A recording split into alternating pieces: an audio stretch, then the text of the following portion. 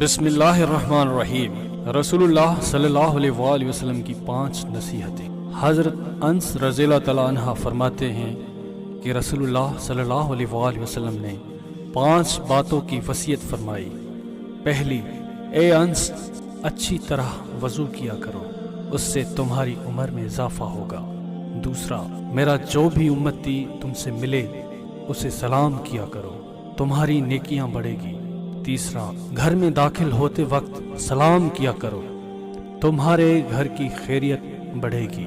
چوتھا، چاشت کی نماز پڑھتے رہا کرو، اس لیے کہ تم سے پہلے جو اللہ والے بنے تھے ان کا بھی یہی طریقہ تھا۔ پانچواں، چھوٹوں پر شفقت اور بڑوں کی عزت کیا کرو، قیامت کے دن میرے ساتھیوں میں سے ہوگے۔ قیامت کے دن اللہ کی نظر میں 2 رخ شخص سے بدتر کوئی نہ ہوگا۔ نکاح میری سنت اور میرا طریقہ ہے، تو جو میری سنت پہ عمل نہ کرے وہ مجھ سے نہیں۔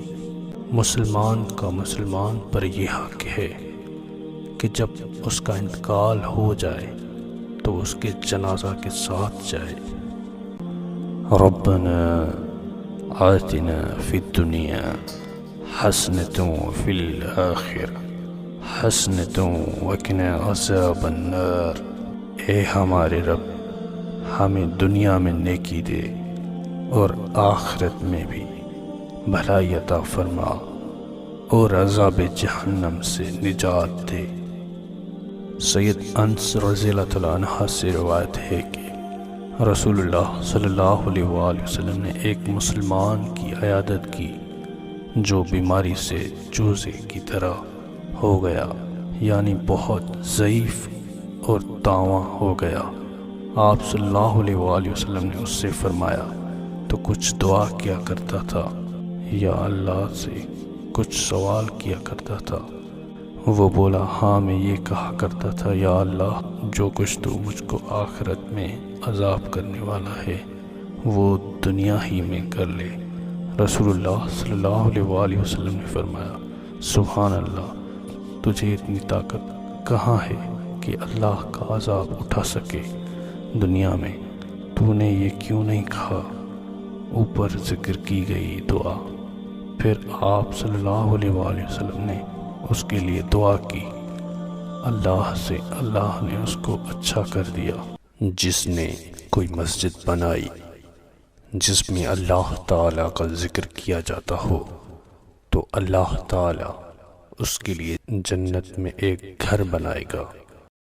رسول اللہ صلی اللہ علیہ وآلہ وسلم نے فرمایا، اسلام میں نکاح کے لیے یہ 7 رشتے حرام ہیں۔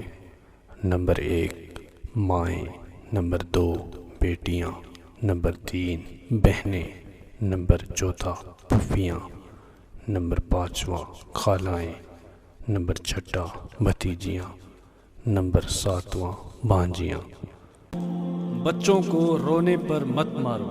نبی کریم صلی اللہ علیہ وآلہ وسلم فرماتے ہیں، بچوں کو رونے پر نہ مارو، اس لیے کہ 4 ماہ تک رونا لا الہ الا اللہ کی گواہی دیتا ہے، اور اس کے بعد 4 ماہ کا رونا نبی کریم صلی اللہ علیہ وآلہ وسلم پر درود بھیجتا ہے، اور اس سے اگلے 4 ماہ کا رونا والدین کے لیے دعا کرتا ہے۔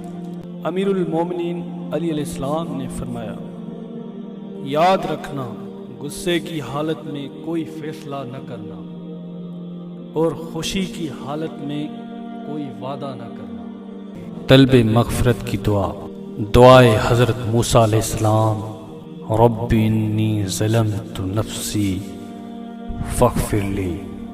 اے پروردگار، میں نے خود اپنے اوپر ظلم کیا، تو مجھے معاف فرما دے۔ حضرت موسیٰ علیہ السلام نے دعا مانگی اور آگے اللہ اسی آیت میں فرماتے ہیں، فاغفر لہ انہ هو الغفور الرحیم۔ اللہ نے اسے بخش دیا، وہ بخشش اور بہت مہربانی والا ہے۔ کیا میں تمہیں اس شخص کے بارے میں نہ بتاؤں جو آگ پر حرام ہے، ہر نرم طبیعت، نرم زباں اور لوگوں سے درگزر کرنے والا ہے۔ جزاک اللہ۔